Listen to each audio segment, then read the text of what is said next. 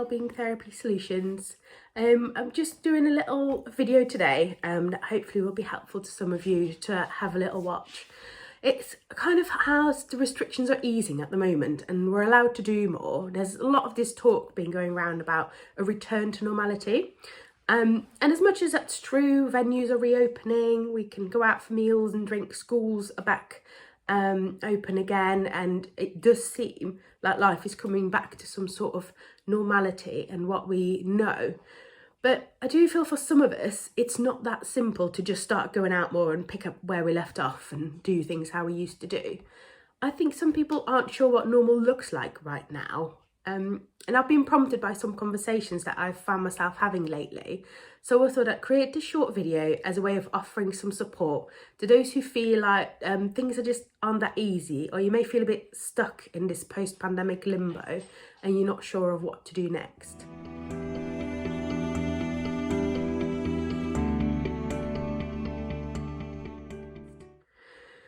So firstly, going back, we've had a long time of being told to be wary of other people, especially large crowds. And those messages have been repeated time and again, and we've adjusted our whole way of living to them. So it's difficult to suddenly undo and pretend we were never told to stay away from people or not to see our families in the first place. It's okay for things to feel a little strange and surreal, because I do think the whole idea of this pandemic has been a bit strange and surreal for all of us, and we've just had to adapt. So the other week I met up with a friend and we took our kids to the playground, and it was a sunny day and the playground was quite busy and with kids running around having fun. And the one side of my brain told me this is a normal day, it's nice weather, children are just playing and being children. But there was just another part of my brain that was just like, ooh, I'm not used to this. I'm not used to being out when it's this busy. And there were some kids ran past, nearly knocked over my little one. And that is just kids being kids. But there was just this feeling of, I feel a little out of place. And it's important to acknowledge that maybe situations that look normal suddenly don't feel so normal. And we might feel a bit anxious, might feel a bit uneasy, or just, like I did, just feel a little out of place. It's just a little different. And I know some people are even struggling to venture out at the moment. Suddenly all these restrictions are gone and you're just not sure what rules you should be following or what the rules are for any of us. And you actually prefer the comfort of your own home over this big unpredictable world that's out there. So this video is very much for the people who are just feeling a bit stuck, feeling a bit unsure of what to do next. And first thing I really want to get across is how you feel is okay. You don't have to be like everybody else. You don't have to be the confident one that's just picked up things. You need to be you. And you've got through this past year and a half in whatever way you've needed to. And I think some people have gone into like survival mode. You just got on with it. You're just waiting for it all to be over. But it does mean that you're suppressing your feelings and you paused your life, you've paused the things that are important to you, waiting for all this to blow over. And that is exactly how we get through crisis in the short term.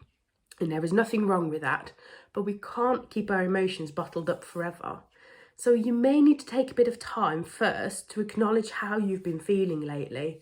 Maybe you've missed some key moments, like celebrating weddings or new babies, new jobs, or you've missed saying goodbye to someone in a particular way. And I think if any of those big life events have happened this last year and a half, it's okay to be sad about it.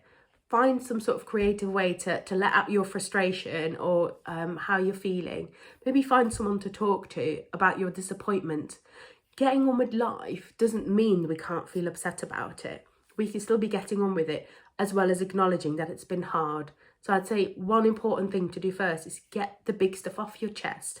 Allow yourself some headspace, and then you can look at moving forward.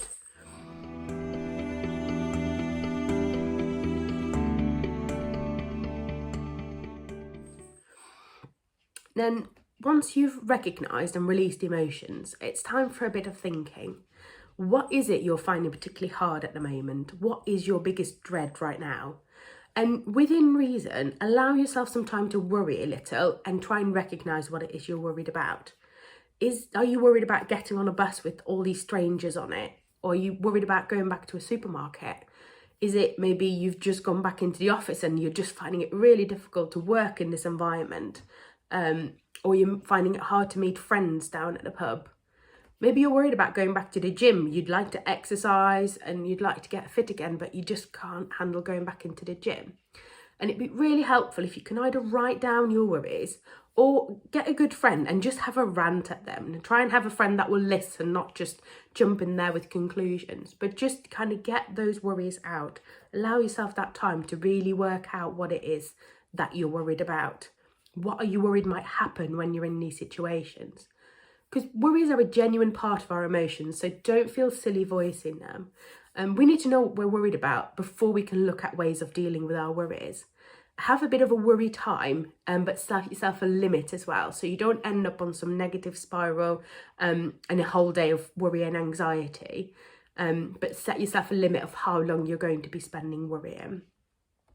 Once you've had your worry time, take a break, okay? It just gives it a clear ending. Go have a cup of tea, go outside, you and your friend go and do something different, get some fresh air. Just come away from talking about the worries or writing about your worries.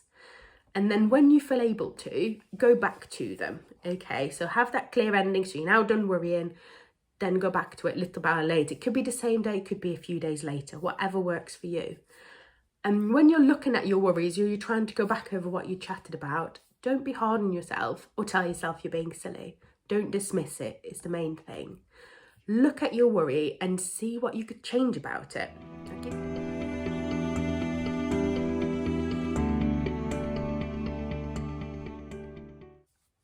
I'll give you an example. I was chatting to a lady who'd been invited out for some drinks at the pub with a group of friends, and she'd known this group of friends for years, really enjoyed spending time with them, and really missed seeing them. But as the day got nearer that they were going to meet up, she just felt unable to go, and she couldn't work out why. She just did not feel that she could go, which was really odd because she enjoyed being with his friends. It was now allowed to go out. There wasn't really anything standing in her way. And so we chatted it through for a little while, and just trying to work out what was stopping her. And then as we were chatting, she suddenly said, it wouldn't be so bad if it was outside. I just feel worried about being in a room with that many people, because there would obviously be her group of friends there, but there would also be other people in the pub. And so the crux of the worry wasn't actually seeing her friends. It just felt like a really big step to suddenly be spending a long time in a room with a lot of other people. And so I gently suggested whether there was any ways we could fix the problem. So could they maybe meet in an outside area where there would be more space for them all, and she might just feel a bit happier that way. Anyway, a few phone calls later, and actually their meeting was rearranged to take place outside in the beer garden of the same pub, and they had a lovely time. And you see, her worry wasn't silly. It was a genuine worry. But also, on the other hand, it was quite a simple solution once we worked out what the actual problem was. It just meant that they went, instead of meeting inside, they met outside, and that would just allow them to not worry about getting together and have a lovely time. So go back to your own worry and spend a little bit of time thinking of some practical solutions to the problem. Be honest about what part of the situation you dislike. Don't just stop at, I don't want to, but try and go a little bit deeper. Maybe you don't feel comfortable going to the gym, but you could join an outdoors exercise group for now, for the time being, until you feel ready, until things change. Maybe you can go to town on the bus, but just pick a time that's not a peak time and the bus isn't going to be full, and wear a face covering so that you feel a little bit more comfortable as well. Maybe you can see your friends and relatives, but just meet them somewhere outdoors for now while the weather's still okay and you can wrap up a little bit. And then it just allows you to go out and meet the people you want to see. If you find yourself in lots of different situations you are worried about, start with addressing one and see how you go. Forcing yourself to deal with all of them at once, it's just going to cause you more stress and worry, and it's just going to feel like almost this mountain that you can't climb. Try and pick one thing that either feels easier to solve or that you feel a little bit more comfortable doing. Start by doing that one and then kind of take it to the next one. Don't put yourselves under pressure because it's just not going to work for you.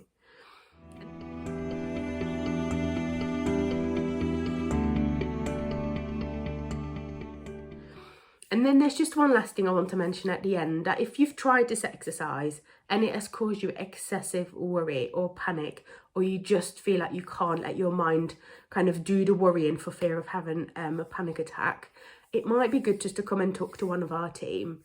We're trained to help guide you through your worries without it getting too much and without it becoming overwhelming. And maybe we can help you work out some coping strategies together. Maybe we can help you do a little bit of that thinking. And it could just be that a couple of sessions get you back to where you want to be, and that would be the best outcome from our point of view.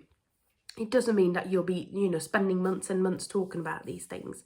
It might just be a few sessions just to help you work things out, and then, you're happy to be on your way.